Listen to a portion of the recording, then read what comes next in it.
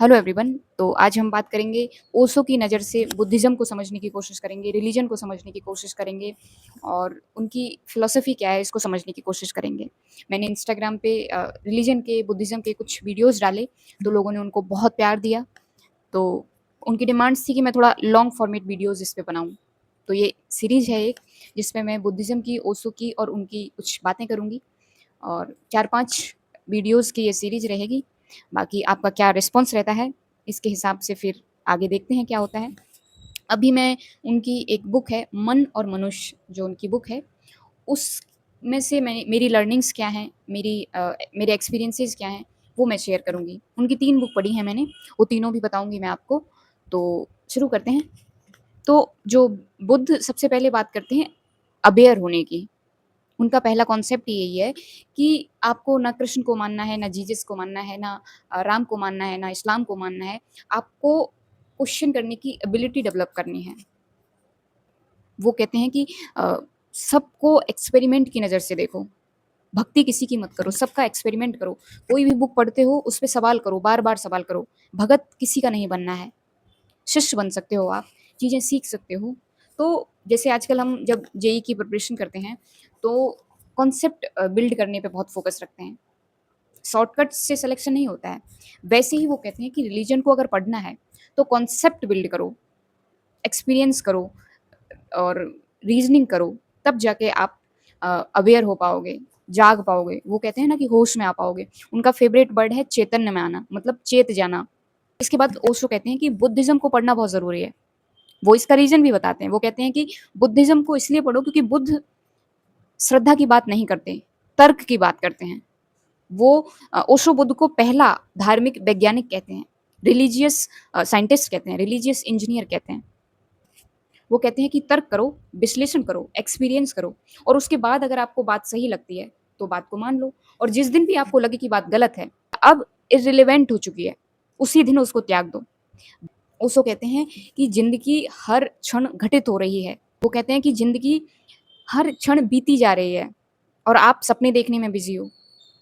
जब आप छोटे थे तो बड़े होने का सपना देखते थे। अब आप बड़े हो गए हो तो सफल होने का सपना देख रहे हो। जब आप सफल हो जाओगे तो सुकून का सपना देखोगे। जब सुकून आएगा फिर आप और सुकून का सपना देखोगे। ये एक जाल है। वो कहते हैं इसको वो माया कहते हैं। वो कहते हैं कि मुझे सबसे ज़्यादा नफ़रत है सपनों में जीने वाले लोगों से, सपने देखने वाले लोगों से। वो कहते हैं कि जागो, यही क्षण सत्य है। भविष्य में क्या होगा किसी को नहीं पता। जब हम छोटे थे तो बड़े होने का सपना देख रहे हैं, अब बड़े हो गए तो सोचते हैं बचपन अच्छा था। ये सबके साथ होता है। तो ओशो कहते हैं कि ये जो दुष्चक्र है, जो साइकिल है, इससे बाहर आओ। ओशो की जो सबसे अच्छी बात है वो ये है कि ओशो अ, सवाल करने को बहुत एनकरेज करते हैं। वो कहते हैं कि एक अच्छा शिष्य ही एक अच्छा गुरु बना सकता है। वो बहुत ब्यूटीफुली डेमोक्रेसी को एक्सप्लेन करते हैं यहाँ पे। वो कहते हैं कि democracy by the people for the people नहीं है। डेमोक्रेसी मूर्खों का शासन है, मूर्खों के द्वारा किया जा रहा है और मूर्खों पर ही किया जा रहा है। तो कहीं न कहीं ऐसा लगता भी है कि अगर सिटीज़न्स अवेयर नहीं हैं, तो एक अ, मरी हुई डेमोक्रेसी बनती है। आप पाकिस्तान को देख लो, वहाँ पे भी डेमोक्रेसी है। लेकिन अगर सिटीज़न्स अवेयर हैं, ज़िंदा हैं, सवाल करते हैं, सरकार को रिस्पॉन्सिबल ठहराते हैं, तो वो जागृत डेमोक्रेसी है, रियल डेमोक्रेसी है। वो इसको लाइफ़ से लिंक करके बताते हैं। वो कहते हैं कि ऐसे ही आपको ज़िंदगी को समझना है, रिलीजन को समझना है, सवाल करो। जागृत रहो, जिंदा रहो, होश में रहो, चैतन्य में रहो। वो बहुत सारे शब्द इसके लिए यूज़ करते हैं। बार-बार हर मोड़ पर वो होश में आने की बात करते हैं। वो कहते हैं कि बेहोश जनता, डरी हुई जनता तानाशाह पैदा करती है। कहीं न कहीं ऐसा लगता है कि हमारी डेमोक्रेसी में उनका जो एक्सपीरियंस था, वो जो समझाने की कोशिश कर रहे थे, वो फिट बैठता है एकदम। 50 साल पहले जो बात उन्होंने कही थी, वो सटीक बैठ रही है आज। और उस जिन चीज़ों को आज जो ट्रेंडिंग में है कि एक्सपीरियंस लो, ट्रैवल करो और घूमो, दुनिया को जानो, समझो, ये बात वो 50 साल पहले कह रहे थे। वो कह रहे थे कि आपके सपनों ने और आपने जो दुनिया के नक्शे बनाए हैं, जो एक इमेज बनाई है आपने कि हम ही विश्व गुरु हैं, दुनिया तो यूँ ही जी रही है। उसको एक बार टेस्ट करके तो देखो कि वो सही भी है।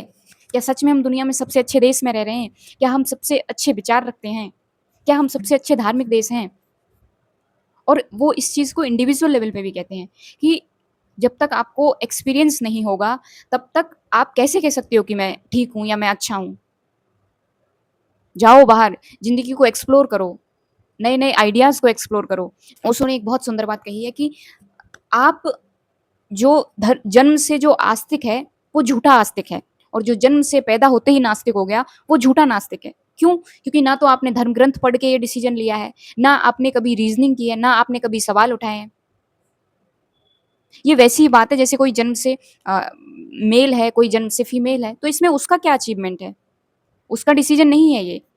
आस्तिक होना या नास्तिक होना आपका कॉन्शियस डिसीज़न होना चाहिए, जिसके पीछे आपके पास तर्क हों। आप आस्तिक भी हो सकते हो, आप नास्तिक भी हो सकते हो, लेकिन उसके पीछे आपके सेल्फ एक्सपीरियंस होने चाहिए कि मुझे ये चीज़ सही लगी इसलिए मैं आस्तिक हूँ। पाखंड में नहीं पड़ना है। बहुत सारे लोग कहते हैं कि ओशो नास्तिक थे। ओशो ने कभी नहीं कहा कि वो नास्तिक हैं। वो कहते हैं कि आप सवाल करो, चीज़ों को समझो, बट दिक्कत ये है कि पाखंड का विरोध कर दो तो लोग नास्तिक समझने लगते हैं। बहुत सुंदर लाइनों में ओशो कहते हैं कि तुमने जो रोड मैप बनाया है ज़िंदगी के, जो नक्शे तैयार किए हैं, उनको एक बार जाँचो, परखो, देखो तो सही उनमें कितना वज़न है। मतलब एक्सपीरियंस करो। और उनकी बात ठीक भी लगती है। सोचो अगर न्यूटन भी अपने जैसे रील्स देख रहा होता 4-4, 5-5, 6-6 घंटे, तो क्या वो ग्रेविटी को महसूस कर पाता? एक बेहतर इंसान बनने के लिए अकेला रहना पड़ता है, सवाल करना पड़ता है, शांत रहना पड़ता है। ये बहुत ही बोरिंग प्रोसेस है। जब तक खुद के साथ समय नहीं बिताओगे, कैसे जानोगे?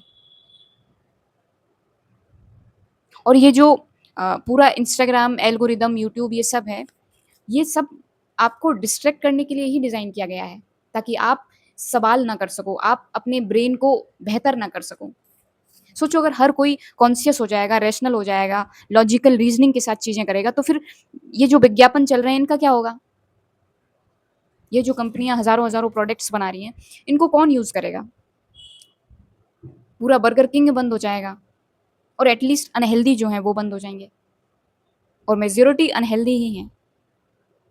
ये सारा बिज़नेस आपके दिमाग को बंद रख के ही चल सकता है। चाहे वो रिलिजन का बिज़नेस हो, चाहे वो फूड का बिज़नेस हो, चाहे वो एंटरटेनमेंट का बिज़नेस हो, कोई भी बिज़नेस हो। ये सब इसलिए चल रहे हैं क्योंकि ज़्यादातर लोगों का दिमाग ज़िंदा नहीं है। वो सवाल करना पसंद नहीं करते या उनको आदत ही नहीं है। तो आज के लिए इतना ही। आज की पूरी वीडियो का कंक्लूज़न यही है कि कुछ भी चीज़ को अंधा होके नहीं मानना है। सवाल करना है, एक्सपीरियंस करना है और एनालिसिस करना है, उसके बाद अगर सही लगती है तो मान लो। बाकी आपके जो भी थॉट्स हैं इस वीडियो को लेके, आप हमारे साथ ज़रूर शेयर करें। क्या अच्छा लगा, क्या बुरा लगा, क्या इम्प्रूवमेंट की ज़रूरत है? क्या आप ऐसे और वीडियोज़ भी चाहते हैं? बाकी आपके समय के लिए बहुत धन्यवाद।